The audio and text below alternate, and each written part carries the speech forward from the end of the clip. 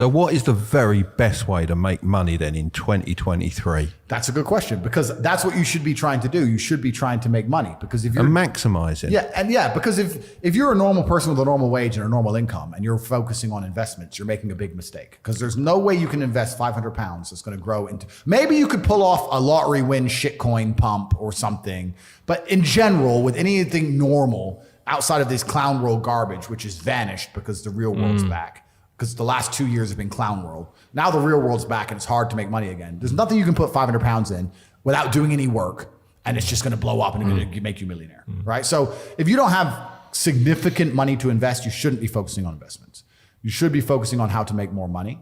And there's lots of ways to do that. So when you say don't focus on investments, do you mean like have it in the background still and focus your main energy on making money, or not do it at all? Let's say you're a normal person, you're working a normal job, you're making $4,000 a month and you pay all your bills and you're left with $1,000 a month. And then in your spare time, you're worried about how to spend that or how to invest that $1,000 a month. Right. I think that's a waste of time. You should be far more worried about spending your time trying to make more money. Yeah, because 100%. $1,000 a month, it's just it's not enough money. So you could invest that $1,000 in yourself. Absolutely. Invest in knowledge or something like that. But investing in a coin, like I said, unless it's a lottery win. And before I go on to answer the question, I do want to make something clear. I think the last 2 years have been a fantastic period of wealth creation. The money printers were on full, and it was full clown world, and it was bullshit.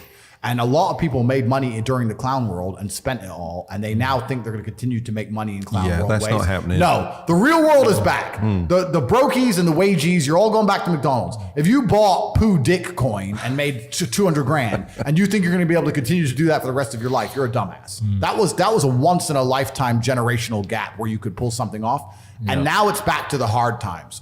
Even all the big tech companies, and the tech companies make money from the sky for free with pixels. They're cutting staff. But if they're cutting staff, then it's really hard. It's going to get very difficult to make money now. So a lot of the dumb shit is over. In terms of how to make money in the world today, it's hard. I think that the world is changing into an economy which is to a degree based on attention. I think you need to find a way to get attention to you and who you are, your product or your service, and find a way to monetize it. So the easiest way to do that is to have some knowledge.